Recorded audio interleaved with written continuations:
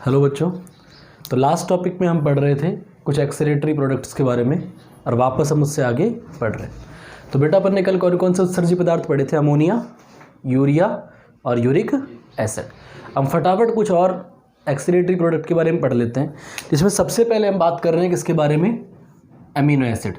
ठीक है, amino acid क्या है? प्रोटीन की सबसे छोटी इकाई, यूनिट ऑफ प्रोटीन है, स्मॉलेस्ट। ठीक है, तो अमीनो एसिड जो रिलीज करेंगे उसको अपन क्या कहेंगे? अमीनोटैलिक। क्या कहेंगे उसको? अमीनोटैलिक। एक तो था अमोनोटैलिक जो अमोनिया रिलीज करते हैं, और ये क्या है? अमीनोटैलिक। इसका एग्जांपल है एक तो यूनियो और एक पाइला। ठीक है, जो मोलस्का में आप पढ़ते हो। फिर दूसरा सब्सटेंस आ जाता है ट्राईमेथिल एमीन ऑक्साइड। ट्राईमेथिल एमीन ऑक्साइड कैसे बनेगा? ये पाया जाता है लवणीय अस्थिल मछलियों, बॉनी फिशेस जो होती हैं, लेकिन वो कहाँ मिलेगी अपन को? समुद्र में, जैसे कि एक्जोसिस्टस हो गई, समुद्री घोड़ा हो गया, उस तरह की। ट्राईमेथिल एमिनो ऑक्साइड कैसे बनता है? क्योंकि जनरली क्या था? अमोनिया था। क्या था बेटा? अमोनिया। अमोनिया का मैथिलेशन हो जाता है। क्या हो जाता है? मैथाइल ग्रुप जुड़ जाता है, तो इससे बन जाता है ट्राईमेथिल। और उसका आप जब ऑक्सीडेशन करवाते हो, ऑक्सीकरण जब करवाओगे, तो क्या बन जाता है? TMAO, या फिर TMO भी लिखा हुआ कई जगह मिल जाता है। तो ये किसे मिलेगा? मेराइन बॉनी फिशेस में। क्रिएटिनिन, ये हम कई सब्सटेंस खाते पीते रहते हैं, तो कुछ चीज़ें हमारे अंदर थोड़ी थोड़ी और भी बनती हैं। हम यूरिया रिलीज़ करते हैं, बेशक यूरिक एसिड भी हम थोड़ा रिलीज़ करेंगे, लेकिन क्रिएटिनिन जो होता है बहुत कम मात्रा में बनता है और ये बॉडी से बाहर निकलता है। किसका एग्जाम्पल है ये? ह्यूमन के अंदर क्रिएटिन फॉस्फेट, ये ह्यूमन में।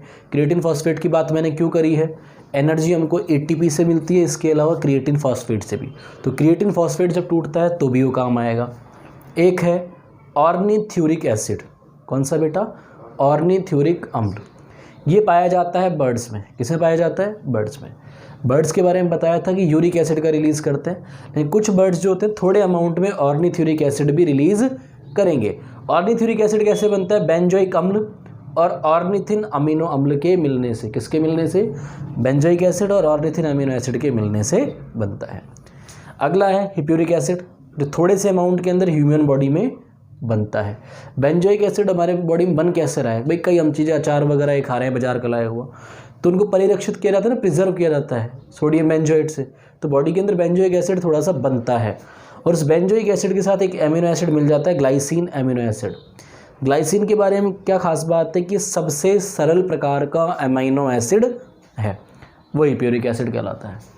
फिर देखो, एक मैंने चीज़ लाइन लिखी है, ureotelism and ureotelism. Adaptation for water conservation. Adaptation यानी अनुकूलन, वाटर कंजर्वेशन यानी जल संरक्षण। क्या कहना चाह रहे हैं कि भाई यूरियोटैलिज्म, यूरिया का उत्सर्जन, और यूरिकोटैलिज्म, यूरिक एसिड का उत्सर्जन। ये क्या है? अडाप्टेशन है। किसके लिए? आपके वाटर कंजर्वेशन के लिए। कैसे?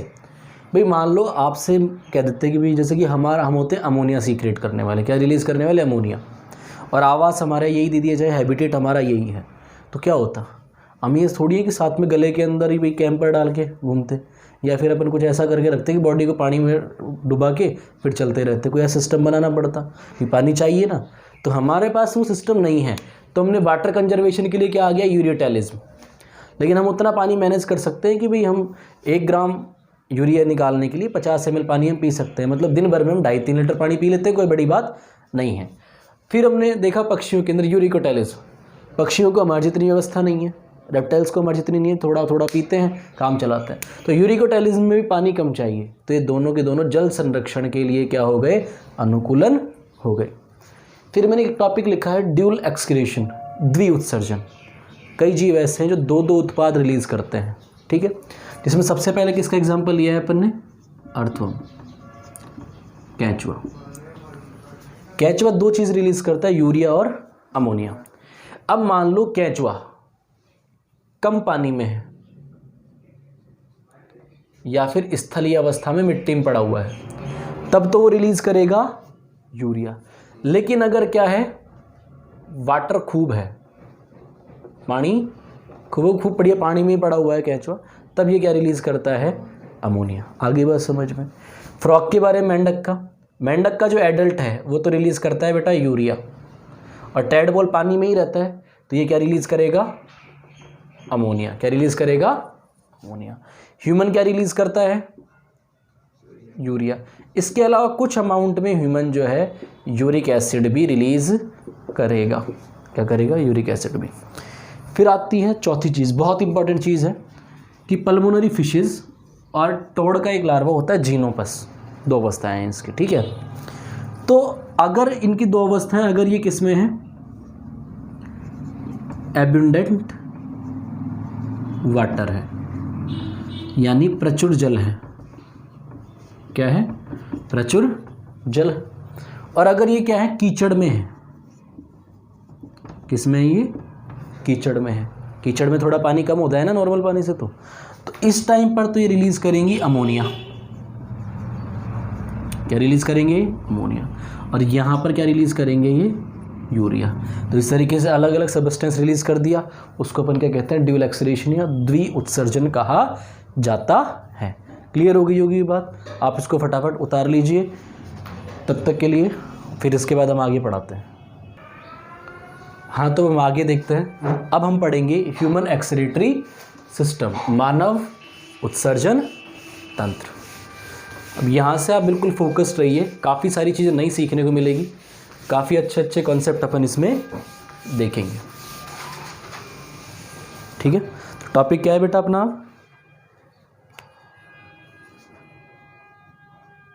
ह्यूमन एक्सक्रीटरी सिस्टम, मानव का उत्सर्जन तंत्र। ह्यूमन पर बात कर रहे हैं अपन, ठीक है। ह्यूमन एक्सक्रीटरी सिस्टम, सिंपल सी बात। क्या क्या इसके अंदर होता है? सबसे पहली चीज़ तो हमारे अंदर है 1 पेयर किडनी। हमारे शरीर में कितनी जोड़ी किडनी पाई जाती हैं? 1 जोड़ी, एक लेफ्ट में और एक राइट में, 2 किडनी है टोटल। फिर किडनी से निकलती है यूरेटर, मूत्र वाहिनी। प्रत्येक किडनी से निकलती है, एक किडनी से एक निकलेगी, तो यूरेटर कितनी हो गई? 2, यानी 1 पेयर। तीसरी चीज़ ये मूत्र वाहिनी खुलती है मूत्राशय में, यूरिनरी ब्लेडर में। किस में खुलेगी बेटा? यूरिनरी ब्लेडर में। और यूरिनरी ब्लेडर कितने होते हैं? 1 ही होते हैं। मूत्राशय कितने हैं? 1, ठीक है। और फिर उससे आगे चलकर, चाहे वो मेल ट्रैक्ट हो या फिर फीमेल ट्रैक्ट हो, वो यूरेथ्रा में खुलता है, ठीक है, मूत्र नलिका में खुल जाएगा। और चौथी चीज़ होती है यूरेथ्रा, ठीक है। अब किडनी 2 है, एक तो है लेफ्ट और एक है राइट, ठीक है। अब लेफ्ट और राइट किडनी के अंदर हम देखें तो भाई ये वाला हिस्सा राइट हो गया, तो यहाँ पे राइट किडनी और इधर लेफ्ट किडनी। तो राइट किडनी जो होती है थोड़ी नीचे होती है और लेफ्ट थोड़ी सी ऊपर होती है। रीज़न क्या है कि राइट साइड में होता है लिवर। क्या होता है?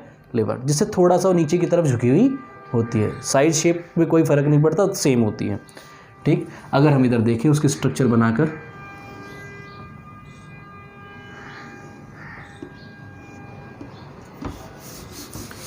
साइज क्या है इनकी? सेम रहेगी दोनों किडनियों की,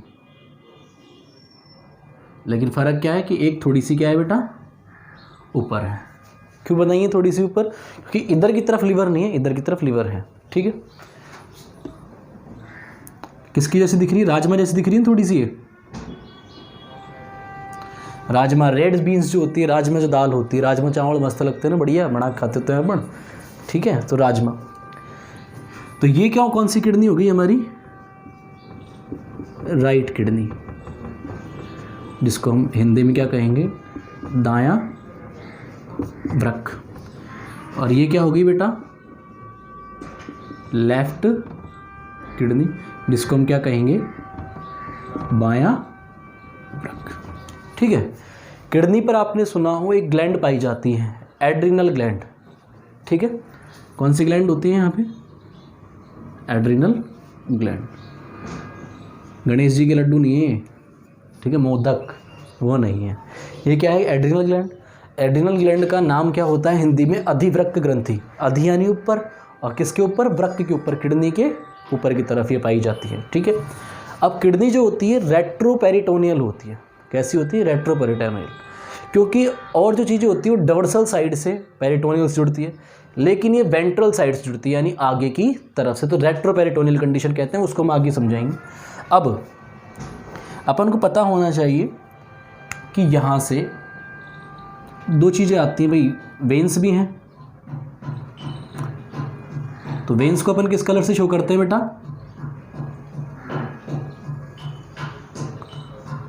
ब्लू से शो करते हैं ना अपन हमेशा से ही, शिराओं को ब्लू से शो कर देते हैं, और उनको जो हमारी आर्टरी होती है उसको हम कर देते हैं रेड से शो।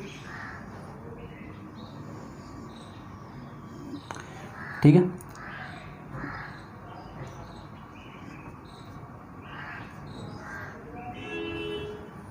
आर्टरी किससे शो करेंगे हम, रेड कलर से, और वेन्स को शो करते हैं ब्लू कलर से। क्लियर, ये आपको याद रहना चाहिए। और ऐसा नहीं दोनों साइड में होती हैं ये चीज़ें।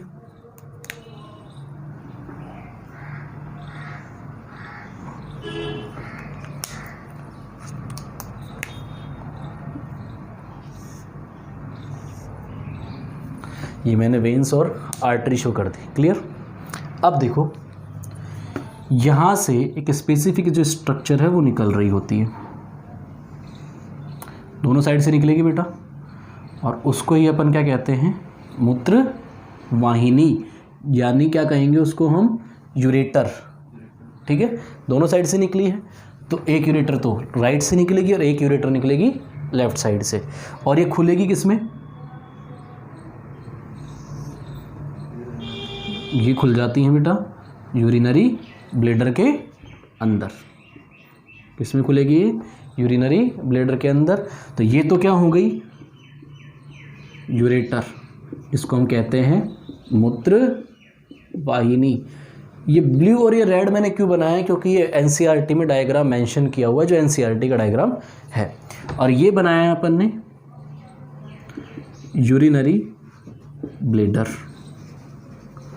ठीक है, जिसको हम कहते हैं मूत्राशय। ठीक है, और मूत्राशय जो है वो खुलेगा आगे चल के किसमें, यूरेथ्रा में। किसमें खुलेगा बेटा, यूरेथ्रा में। तो ये होता है ह्यूमन एक्सक्रीटरी सिस्टम के पार्ट। फिर हम इस पार्ट को अलग अलग तरीके से इसको समझने की कोशिश करेंगे, स्ट्रक्चर वगैरह को हम इसकी को पढ़ेंगे। ठीक है, आप उतार लीजिए इसको। हाँ, तब हम आगे पढ़ेंगे, सबसे पहले किडनी के बारे में, फिर यूरेटर, फिर यूरिनरी ब्लैडर और लास्ट में यूरेथ्रा। ठीक है, तब हेडिंग डाल लीजिए किडनी।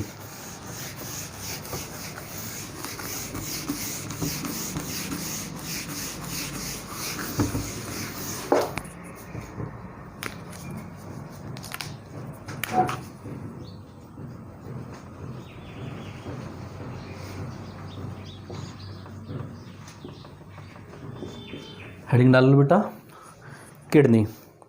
ठीक है, तो किडनी की अगर हम बात करें तो अगर देखें तो ये क्या है, हमारा मुख्य उत्सर्जक, man excretory organ. Hindi medium वाले बिल्कुल ध्यान दें, जो मैं बोल रहा हूँ साथ साथ लिखते रहें। इसको अपन मुख्य उत्सर्जन कहते हैं, मेन एक्सक्रीटरी ऑर्गन कहते हैं। यानी ह्यूमन के अंदर ये क्या क्या काम करेगा, ऑस्मो रेगुलेशन, परासरण नियमन भी करेगा, और उसके अलावा क्या करेगा, ये एक्सक्रीशन, दोनों चीज़ें करता है। ऑस्मो रेगुलेशन के बारे में मैं आपको पहले ही बता चुका हूँ कि भाई मेंटेन करके रखना चाहिए हमारे फ्लूइड को। और ऑस्मोलरिटी एक और चीज़ होती है जो हमारे ब्लड की या बॉडी फ्लूइड की होती है, 300 मिली ऑस्मोल पर लीटर। ठीक है, उसका ऊपर नीचे होता रहता है, वो अलग अलग जगह होता है, लेकिन मेंटेन हमारी 300 मिली ऑस्मोल पर लीटर होती है। वो आपको लास्ट में जब आप पढ़ोगे तब समझ में आ जाएगा। तो मेन एक्सक्रीटरी ऑर्गन है। फिर हम बात करें, यहाँ पे क्या होता है, यूरिन का फॉर्मेशन। किसका फॉर्मेशन होता है बेटा, यूरिन का। एक चीज़ याद रहे, मैं मूत्र निर्माण की कह रहा हूँ, मैं ये नहीं कह रहा यूरिया बनता है। यूरिया कहाँ बनता है, लिवर में बनता है, यकृत में ऑर्निथिन साइकिल के थ्रू। ठीक है, फिर इसकी आकृति की बात करें, शेप, तो इसकी शेप आपको दिख रही है कैसी है, बीन शेप, या फिर आप सीधा कहें राजमा जैसी है। ठीक है, राजमा चावल बनाए खूब, कोई दिक्कत वाली नहीं है। किडनी बीन्स भी कहा जाता है राजमा को। क्या कहते हैं राजमा को इंग्लिश में? किडनी बीन्स भी कहा जाता है। ठीक है, इसके अलावा अब हम इसकी लेंथ की बात करें। किसकी बात करें? लेंथ की बात करें। इसके अलावा इसकी चौड़ाई की बात करें और इसकी बात करें मोटाई की और थिकनेस। ये तीन चीज़ें आती है और ये ध्यान रखिए एनसीईआरटी के डाटा को अपन को फॉलो करना है। किसके डाटा को फॉलो करना है? एनसीईआरटी के डाटा। तो एनसीईआरटी के डाटा जो है लेंथ के बारे में क्या कहता है? लेंथ होती है इसकी 10 से 12 सेंटीमीटर, 10 to 12 सेंटीमीटर। विड्थ जो होती है 5 to 7 सेंटीमीटर और थिकनेस जो होती है वो होती है 2 से 3 सेंटीमीटर। तो हिंदी मीडियम वाले लिख लें, इसकी आकृति जो है राजमा की जैसी होती है। इसकी लंबाई 10 से 12 सेंटीमीटर, चौड़ाई 5 से 7 मीटर और मोटाई 2 से 3 सेंटीमीटर होती है। ठीक है, ये हो गया। फिर हम बात करते हैं इसके वजन की। इसकी बात करें अपन इसके वजन की, वेट की अगर बात करें अपन तो वेट है इसका 120 to 170 ग्राम। कितना है? 120 से 170 ग्राम इसका वेट होता है। क्लियर हो गई ये बात। फिर हम बात करें रंग। किसकी बात करें हम? इसके कलर की।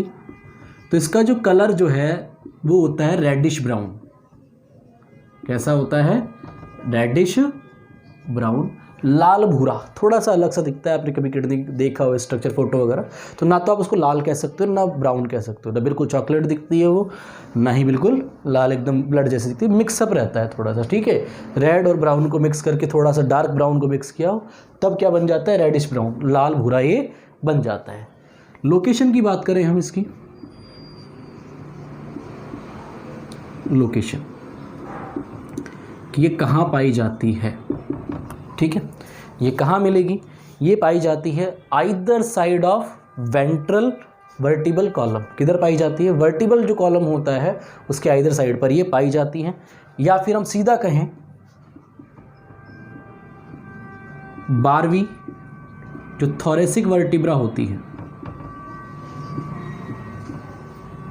से जो थर्ड लंबर वर्टिब्रा तक ये होती है। ठीक है, क्या कह रहा हूं मैं? वर्टिब्रा बेटा क्या होती है? रीढ़ की हड्डी। ठीक है, रीढ़ की हड्डी में 7 हड्डियां तो होती हैं गर्दन वाले हिस्से में, 12 हड्डियां होती है थोरेसिक रीजन में जिनसे पसलियां जुड़ती हैं।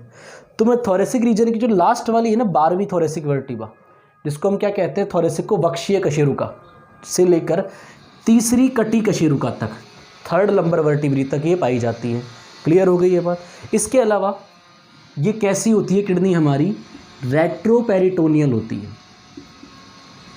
जो ह्यूमन किडनी जो होती है वो कैसी होती है? रेट्रोपेरिटोनियल।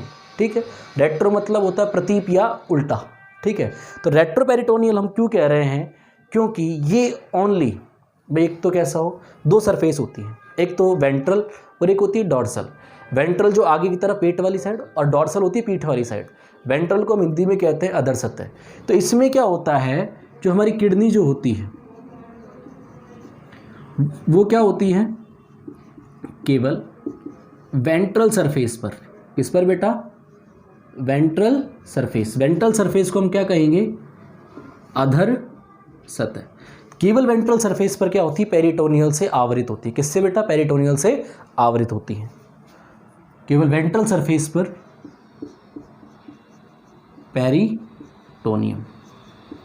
पेरिटोनियम के बारे में बता ही दिया हूँ मैं, स्पेसिफिक मेम्ब्रेन्स होती है जो यहाँ पर होती है। तो क्या क्या देखा? किडनी जो होती है हमारा मेन एक्सक्रीटरी ऑर्गन है, ऑस्मोरेगुलेशन, शेप वगैरह कलर वगैरह आपको पता है इसका पड़ गया हो। फिर एक चीज़ और कि दाईं किडनी जो होती है वो क्या होती है बेटा? नीचे होती है। ठीक है, तो मैं इधर लिख देता हूँ भाई, जो राइट किडनी होती है वो कैसी होती है बेटा? नीचे की तरफ। क्यों होती है? रीज़न क्या है राइट किडनी का नीचे होने का? क्योंकि राइट साइड में क्या होता है? लिवर होता है। क्या होता है बेटा? लिवर होता है। ठीक है, इसकी वजह से हो रही है ये लीवर की प्रेजेंस से, ठीक है। और एक और चीज़ कि प्रोटेक्शन किससे होती है भाई, हमारी जो पसलियाँ होती है ना, तो 7 तो होती है डायरेक्ट जुड़ जाती है ट्रू रिब्स, फिर होती है कॉस्टल कार्टिलेज से जुड़ जाती है अगली 3, लेकिन 11th और 12th पीछे की तरफ तो जुड़ी हुई है, लेकिन आगे की तरफ क्या होती है, खुली रहती हैं वो, और वो क्या करती है, प्रोटेक्शन प्रोवाइड करती है 11th और 12th, जिनको हम कहते हैं फ्लोटिंग रिब्स। तो ये प्रोटेक्टेड होती है किससे, फ्लोटिंग रिब्स से, ठीक है। तो आपको याद रहे कि किडनी का जो प्रोटेक्शन है वो किससे है, प्रोटेक्टेड बाय फ्लोटिंग रिब्स। प्लावी पसलियों द्वारा क्या होती है ये, सुरक्षित। कौन सी, 11th और 12th, 12 जोड़ी होती है हमारे, जिसमें आखिरी 2 जो हैं वो इसको रोक के रखती है। तो ये हो गया ह्यूमन एक्सीलेटरी सिस्टम में किडनी का अपन अगर ओवरव्यू बाहर से ले लेते हैं, ठीक है। तो इसको उतारिए, फिर अपन आगे बढ़ते हैं।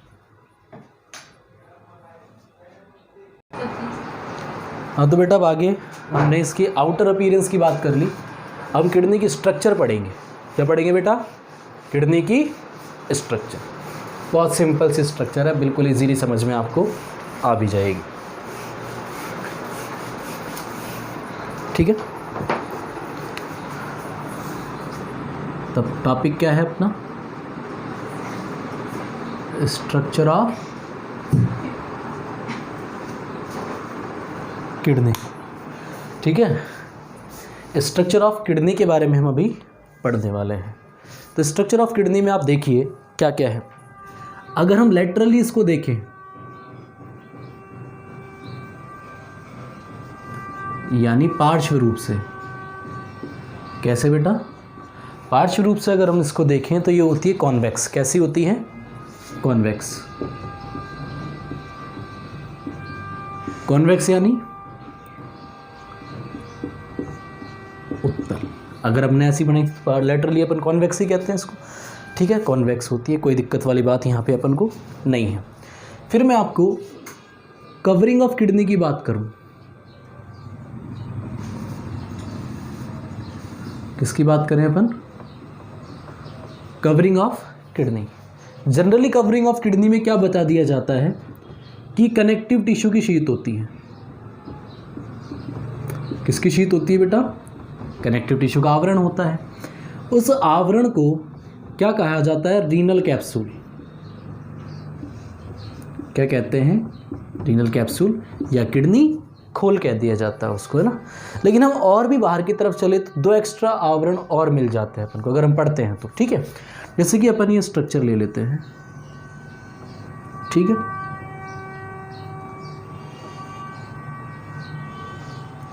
ये पार्ट अपन ने लिया, क्लियर हो गई ये बात, कोई दिक्कत यहाँ पर नहीं है।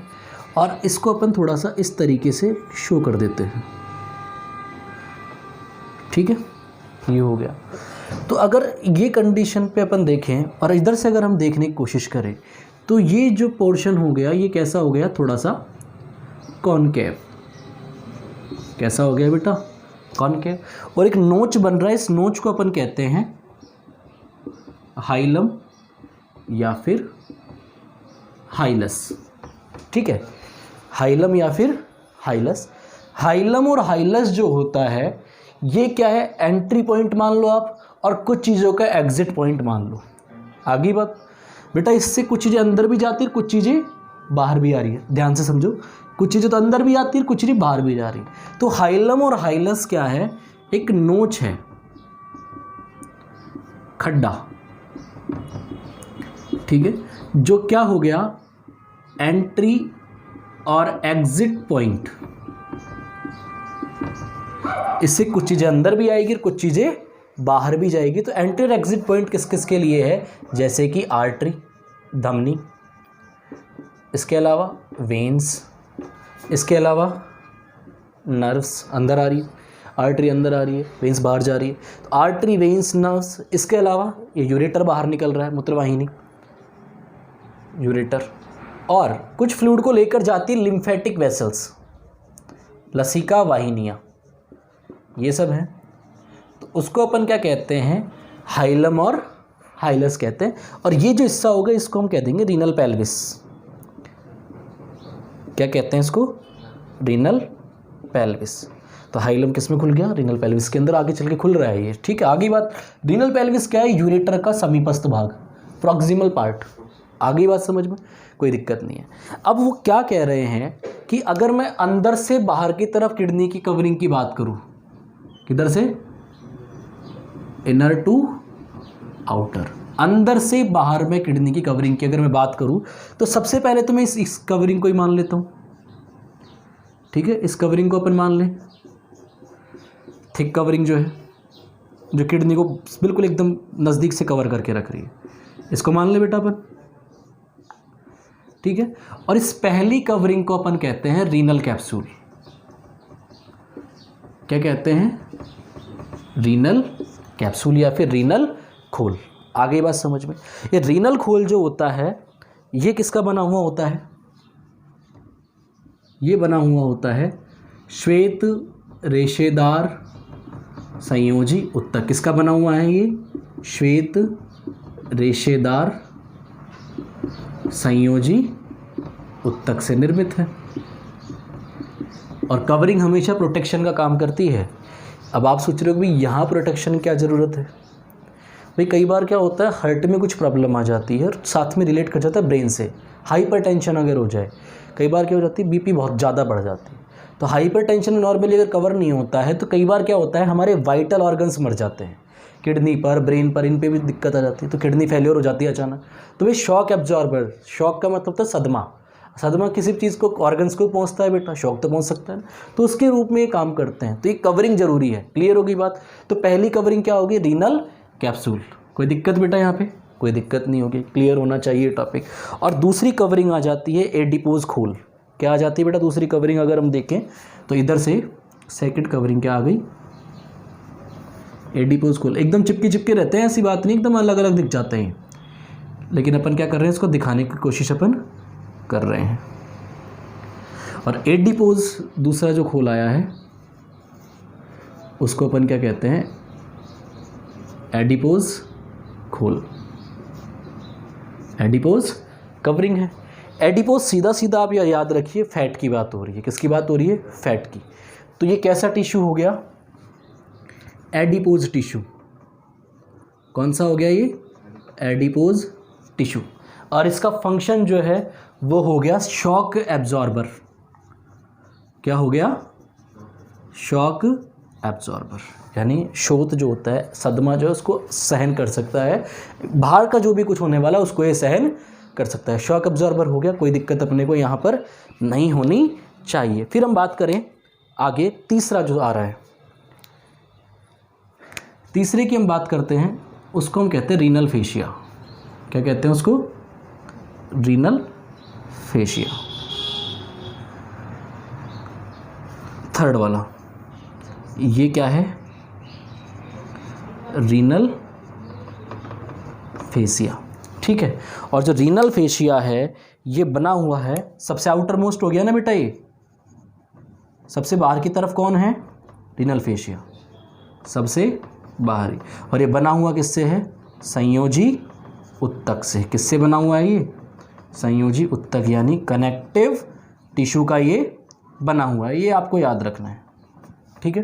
तो अपन ने क्या कहा कि भाई लेटरली तो ये कॉन्वेक्स हो गया। कवरिंग ऑफ किडनी की बात करूँ तो कनेक्टिव टिश्यू है, जिसको जनरल रीनल कैप्सूल कह रहे हैं। फिर अपन ने और डिटेल में पढ़ने की कोशिश की, तो सबसे बाहर क्या हो गया? रीनल कैप्सूल, फिर हो गया एडिपोज खोल, और फिर क्या हो गया? Renal fascia. अब मेनली इसमें कनेक्टिव टिश्यू आ रहा है, ठीक है। तो कनेक्टिव टिश्यू कवरिंग आ रही है, इसलिए अपन रीनल कैप्सूल कॉमनली कह रहे थे। लेकिन अपन को पता पड़ा कि रीनल कैप्सूल के बाहर भी दो और है। कौन कौन से? एडिपोज और रीनल फेशिया। और इन तीनों ने मिलकर क्या बनाई है? कवरिंग बनाई है। इन तीनों ने मिलकर क्या बनाई है बेटा? किडनी की कवरिंग बनाई है। और अंदर से बाहर, सबसे अंदर रीनल कैप्सूल, फिर एडिपोज, और फिर रीनल फेशिया। क्लियर हो गई ये बात? तो यहाँ तक किसी को कोई प्रॉब्लम है? फिर हाइलम के बारे में क्या कहा कि ये किस साइड पर है? कॉनकेव साइड पर। अगर हम अंदर से देखें तो कॉनकेव ही दिख रहा है, नहीं, कॉनकेव साइड पर है। भाई क्या बात होती है, लेटरल सरफेस तो होती है कॉन्वेक्स, लेटरल सरफेस कैसी है? कॉन्वेक्स। और हम बात करें किसकी तरफ? मीडियल सरफेस की, तो मीडियल सरफेस बाद में कौन सी आ जाएगी? मीडियल सरफेस अंदर की तरफ बात करें तो कौन सी हो जाती है? कॉनकेव। तो कॉनकेव वाली साइड पर एक खड्डा है। क्या है बेटा? एक खड्डा है जो एंट्री और एग्जिट पॉइंट है। कुछ चीज़ इससे बाहर निकलती, कुछ चीज़ें इसमें अंदर प्रवेश इसी भाग से करती है। कुछ यहाँ से अंदर जा रही है, नर्व्स वगैरह, ठीक है। कुछ चीज़ें यहाँ से बाहर निकलती है। यूरेटर भी तो यहीं से बाहर निकला ना। तो ये एंट्री और एग्जिट पॉइंट इसका हो गया। तो आउटरली हमने इसको समझ लिया है। फिर अगले कॉन्सेप्ट में हम क्या पढ़ेंगे आगे चल के, अभी थोड़ी देर बाद में क्या, जस्ट इसको आप उतार लीजिए। फिर इसके बाद हम पढ़ेंगे इंटरनल स्ट्रक्चर ऑफ किडनी। ठीक है, फटाफट उतार लो बेटा।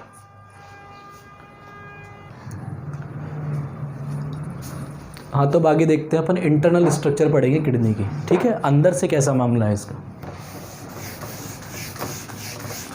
अब नीडल कैप्सूल वगैरह तुम सबको समझ ही आ गए होंगे, कवरिंग तो। अब उसके बाद अपन अंदर का देखते हैं क्या है क्या नहीं है।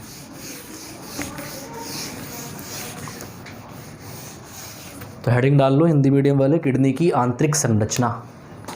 ठीक है, इंटरनल स्ट्रक्चर ऑफ किडनी।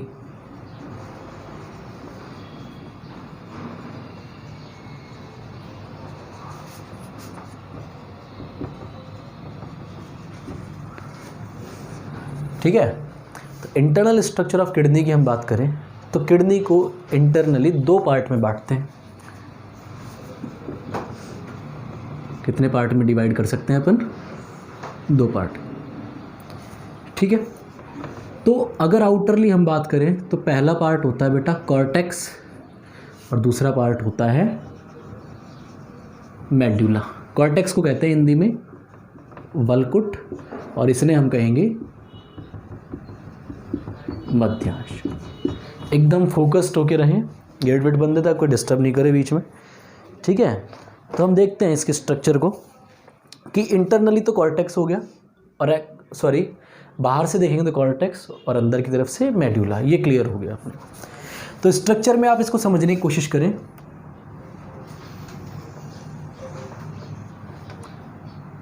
ठीक है,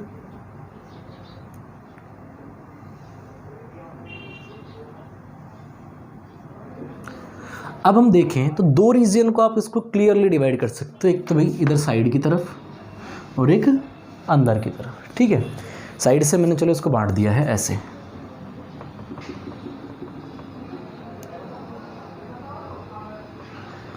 साइड से अपन ने इसको इस तरीके से डिवाइड कर दिया है। ठीक, तो इस रीजन को अपन क्या कहेंगे? कॉर्टेक्स। क्या कहेंगे बेटा? कॉर्टेक्स। ठीक है, हाँ पीछे क्या कहेंगे इसको? कॉर्टेक्स अपन ने कहा। तो ये रीजन कौन सा हो गया? कॉर्टेक्स।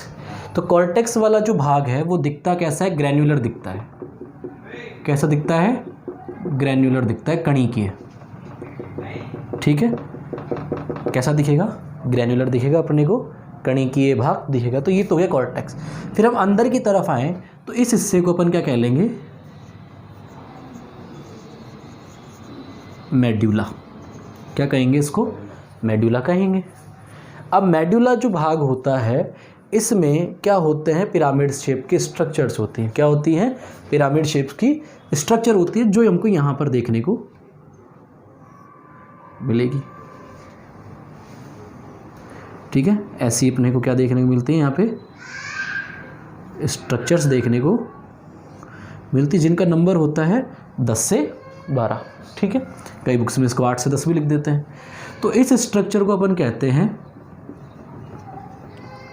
रीनल मेड्यूला, या फिर आप क्या कह सकते हो इसको? Medullary pyramid. और हिंदी मीडियम वाले बच्चे लिखेंगे इसको मध्यांश पिरामिड। क्या लिखना है? मध्यांश पिरामिड। कोई दिक्कत नहीं है। ठीक है, अब जो कॉर्टेक्स वाला जो रीजन है बेटा, तो कॉर्टेक्स वाला जो रीजन है उसके कुछ टिश्यू जो होते हैं या बीच बीच में मिलते हैं। ठीक है, वैसे कुछ क्या मिलते हैं अपन को? बीच बीच में इधर टिश्यू मिलते हैं। ठीक है, और उस टिश्यू को अपन कहते हैं कॉलम्स ऑफ ब्रिटनी। क्या कहते हैं उसको, कॉलम्स ऑफ ब्रिटनी, ब्रिटनी के स्तंभ, क्या कहेंगे उसको अपन, ब्रिटनी के स्तंभ। आगे बात समझ में, ये मेंशन भी किया हुआ है, एनसीईआरटी ने भी इसके बारे में बात की है। अब रीनल मेडुला की संख्या कितनी है, 10 से 12 या 8 से 10 भी आप इसको लिख सकते हैं, कोई दिक्कत वाली बात अपने को होनी नहीं चाहिए। अब जो रीनल मेडुला जो होता है उसकी जो टिप है, ये वाला जो हिस्सा, ठीक है, उस टिप को क्या कहा जाता है, रीनल पैपिला। क्या कहते हैं उसको, रीनल पैपिला। आगे बात समझ में। और अब जैसे कि यूरिन जो है वो बनता है नेफ्रॉन में, किसे बनता है बेटा, नेफ्रॉन में। तो नेफ्रॉन जो है कैसे रहती है कि कुछ हिस्सा तो मेडुला के बाहर की तरफ कॉर्टेक्स में, कुछ हिस्सा रहता है मेडुला में, उसके हिसाब से नेफ्रॉन्स भी पढ़ेंगे, कॉर्टिकल और मेडुलरी नेफ्रॉन्स भी आगे पढ़ने को मिलेगी। तो यहाँ पे एनसीईआरटी ने कुछ इस तरीके से मेंशन किया हुआ है, किसको, ये शो कर रही है, किसको बेटा, नेफ्रॉन्स को। किसको शो कर रहे हैं अपन इससे, नेफ्रॉन्स को शो कर रहे हैं। तो ये हमने क्या शो कर दिया, नेफ्रॉन्स, ठीक है। अब नेफ्रॉन में यूरिन बना, मूत्र बन गया, और मूत्र कहाँ जाता है, रीनल पैपिला पे। अब रीनल पैपिला से कलेक्ट होता है माइनर कैलिक्स में, ऐसे ऐसे जुड़ जुड़ के माइनर कैलिक्स बन जाती हैं, ठीक है। तो ये जो स्ट्रक्चर यहाँ बन गई, इसको हम कहते हैं